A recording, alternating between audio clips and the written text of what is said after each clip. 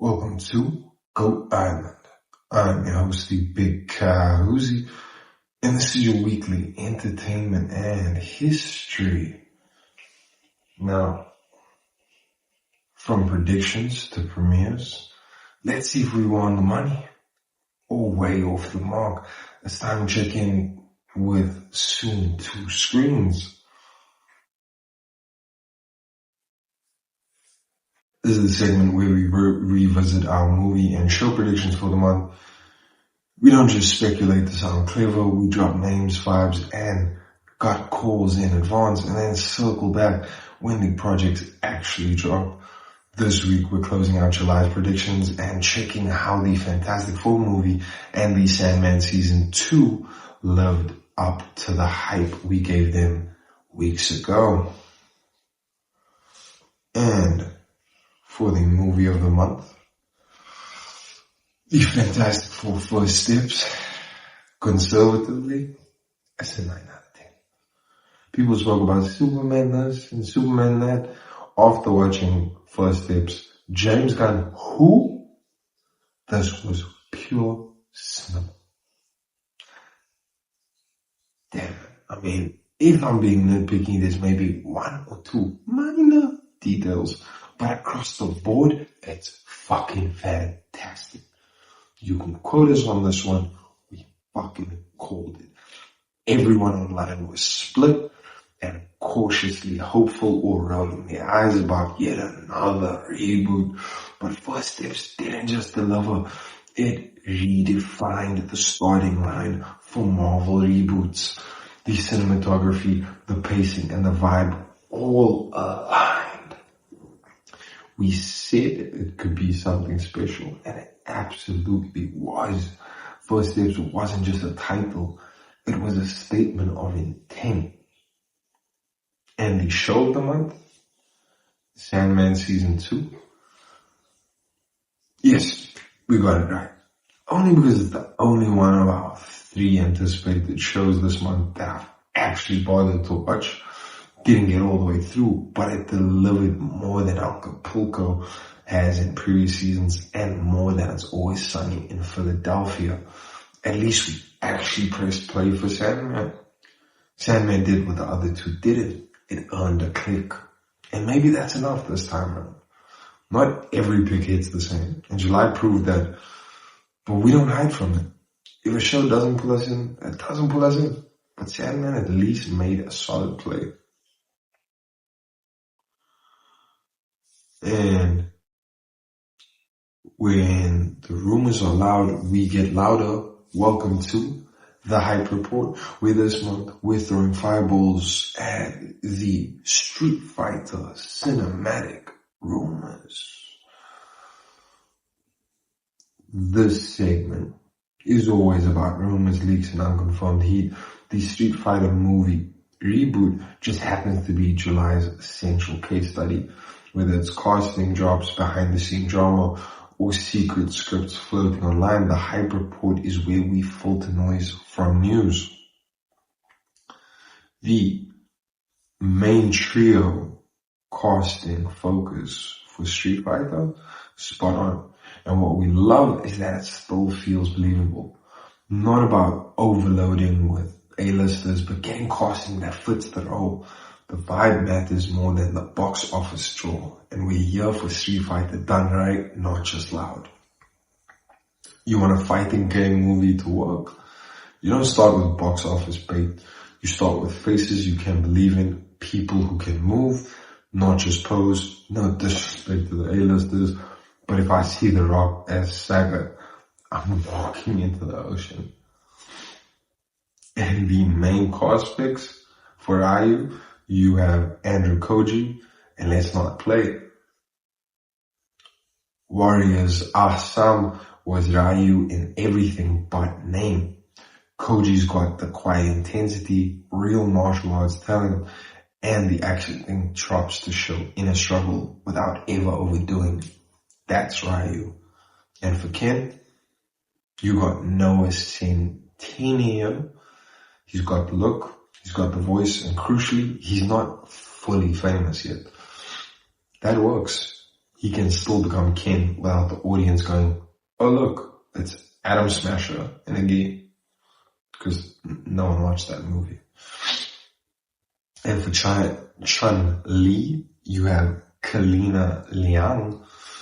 Sometimes you don't need a deep IMDb. You just need someone with screen presence, conviction, and the face of someone who'll land the kick and stare down a tyrant. Liang's a W. They're not just throwing Hadoukens, they're throwing down a whole damn cinematic universe.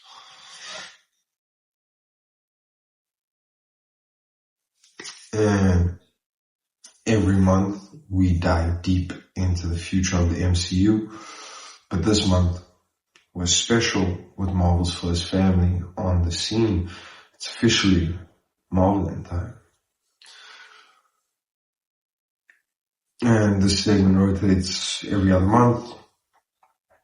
Our bi-yearly MCU mainline coverage locks in on what's coming next in the universe. Right now, that means all roads lead to Avengers Doomsday. But for July, the monthly focus was the Fantastic Four reboot, because the movie has direct tie-ins to Doom in terms of the Fantastic Four comics and the Doom character. And guess what? We got more than hints. This month's Fantastic Four First Steps wasn't just a great standalone movie. It gave us a critical setup for Avengers Doomsday. Thanks to First Steps, we now know that Dr. Doom, the villain of Doomsday, is from the same universe, Earth 828, as Marvel's first family. The First Steps film quietly confirmed Doom's place in the multiversal chessboard, and if you blinked, you missed it. From the Latveria embassy scene to the post-credit cloaked figure, Marvel didn't say it was Doom, but they didn't have to. I mean, the missing figure behind Latveria's representative desk in the Future Foundation scene, to Sue's shocked familiarity in the first post-credit scene, the movie showed Doom without saying him, a perfect setup without spoiling a damn thing. And that's how you do cinematic setup. It leaves the door wide open without making the next film feel required to re-explain everything. It's for the fans who pay attention. Now, the post-credit scene, look, it's not the baby kidnap theory many expected. Instead, 4 years after Franklin's birth, Sue hears something. After she's left Franklin in the room alone momentarily, and as she re-enters, prepares to attack, only to see a cloaked green figure from behind, holding a metal mask. As Franklin reaches for his face, Sue freezes, recognizing something. And Doom is here.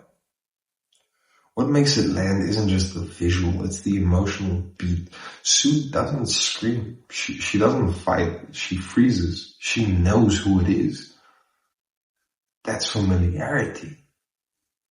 He didn't say a word, but when the green cloak showed up holding that mask, there's only one name that echoes. Doom. And that echo won't fade before Avengers Doomsday. Every week,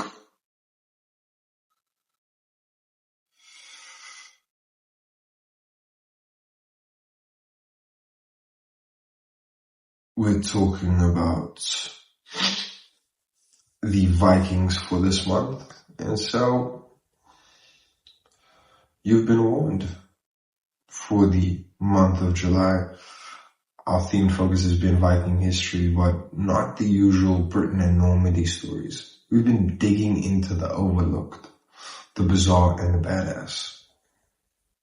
Now, did you know Vikings raided Spain? And not just any Spain, Islamic Spain. That's right, halal pillaging.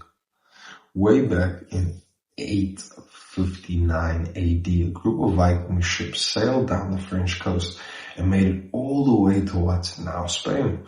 But Spain at the time wasn't just knights and castles. It was the heart of Al-Andalus, a major center of Islamic civilization. These Norse pirates attacked Seville, burned parts of the city, and straight up sacked the place. Mosques, markets, ships, all of it. But here's the twist. The Muslims arrived with armies at the scene and fought back hard. They regrouped, learned Viking tactics, and even built new naval fleets modeled after the Norse ships. Within a few years, Vikings stopped even trying to raid Spain because it was too well defended. So next time someone tries to act like Vikings were only wilding up north, just remind them they caught hands in Seville. Vikings said, Spain looks warm. And Andalusia said, yeah, home for your funeral. This was more than a failed raid. It was a clash of two legendary warrior cultures, and only one walked away flexing. And that's a wrap for this week's entertainment and history drop. And you can like and subscribe. And if you have any thoughts, drop a comment. And from Goat Island, this is the Big Ka Huzzi. We'll check you again.